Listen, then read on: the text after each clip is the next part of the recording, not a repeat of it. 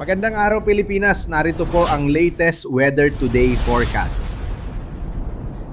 Base po sa latest weather satellite image, kaninang alas 5 ng umaga ay naging ganap na super typhoon na itong si Bagyong Juan at kasalukuyan pong binabaybay itong West Philippine Sea, west-northwest patungo dito sa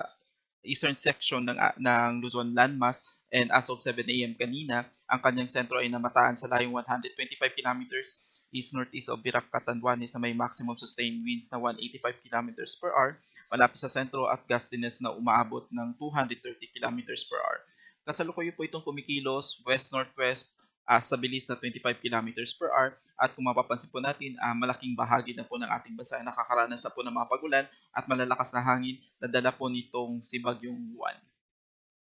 Base po sa latest track intensive forecast nitong si Super Typhoon Juan, so ngayong araw ay inaasahan po na magkakaroon po ito ng close approach dito sa may Bicol region ngayong umaga, and dahil po sa lapit ng track nitong Bagyong Juan dito sa area ng Catanduanes, dalawa pong pwedeng mangyari. Una is magkaroon po ito ng direct hit or yung eye wall nitong si Bagyong Juan ay maaari pong tumama dito sa kalupaan ng Catanduanes, or pangalawa ay maaari pong maglandfall itong si Bagyong Juan dito sa Catanduanes ngayong umaga. Then after dumaan dito sa area ng Catanduanes ay maaari po itong maglandfall dito sa probinsya po ng Aurora ngayong gabi or bukas ng umaga. After landfall ay maaari po itong tumawid dito sa kalupaan ng Northern Luzon at lalabas po ng ating kalupaan dito sa West Philippine Sea by tomorrow morning at tuluyan na pong lalabas ng Philippine Area of Responsibility by Tuesday. Ngunit inaasahan pa po natin na magkakaroon po ito ng recurving kung saan maaari po ito magkaroon ng second entry sa ating PAR by Thursday at magla-landfall itong bagyo sa kalupaan ng Taiwan bago po tuluyang lumabas ng ating Philippine Area of Responsibility by Friday, this coming Friday. So kasalukuyan nakataas na po ang signal number 5 sa Polillo Island, northeastern portion ng Camarines Norte, dito sa may eastern portion ng Camarines Sur at Catanduanes, habang signal number 4 naman po ang nakataas sa may eastern portion ng Quezon, rest of Camarines Norte, rest of Camarines Sur at eastern portion ng Albay. Signal number 3 naman po ang nakataas sa may southern portion ng mainland Cagayan, Isabela, Aurora, Nueva Vizcaya, southern portion ng Apayao, Kalinga, Abra, Mountain Province, Ifugao, Benguet, Ilocos Sur, La Union, Pangasinan, Zambales, Bataan, Tarlac, Pampanga, kasama po dito ang Nueva Ecija, Bulacan, Aurora, Metro Manila, Cavite, Batangas, Rizal, Laguna, rest of Quezon, rest of Albay, Sorsogon, Ticao Islands, Burias Islands, Northern Samar, northern portion ng Eastern Samar at northern portion ng Samar Province. Signal number 2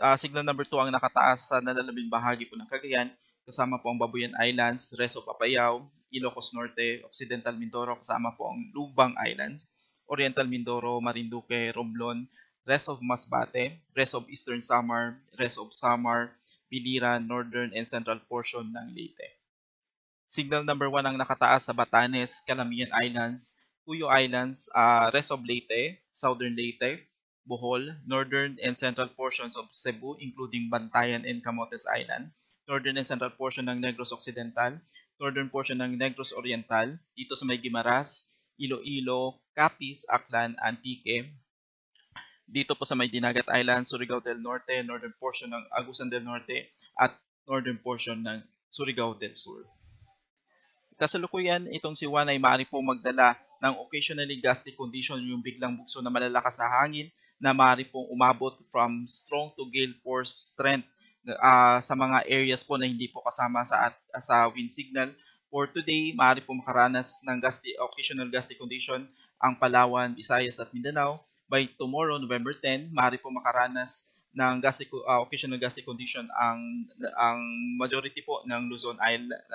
landmass at Visayas, at pagdating po ng Tuesday, majority po ng Luzon landmass ay maaari pong makaranas ng gusty conditions. Dahil po sa mga pag-ulan na dala po nitong Super Typhoon Juan, ay kasalukuyan po naglabas po tayo ng heavy rainfall outlook kung saan maaari pong makaranas ng more than 200 mm na pag-ulan na maaari pong magdala ng widespread or incident ng severe flooding or landslide, particularly dito sa Isabela, dito sa Aurora, Quirino, Nueva Vizcaya, dito sa Nueva Ecija, Quezon Province, Camarines Norte, Camarines Sur, Albay at probinsya ng Catanduanes. 100 to 200 millimeters naman ng pag-ulan na maaari pong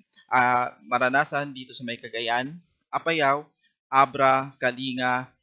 Mountain Province, Ifugao, Benguet, Nueva Vizcaya, Pampanga, Pangasinan, Tarlac, Zambales, Pampanga, Bulacan, Bataan, Metro Manila, Rizal, Cavite, Laguna, Batangas, kasama po ang Marinduque, Masbate, Sorsogon, Northern Samar, Samar Province, at itong Eastern Samar. Habang ina-expect naman po na makakaranas po ng 50 to 100 mm sa pag-ulan ang Ilocos Norte, Ilocos Sur, La Union, itong Occidental Mindoro, Oriental Mindoro, Romblon at probinsya po ng Leyte. Bukas, dahil po sa pagtawid nitong bagyong Juan at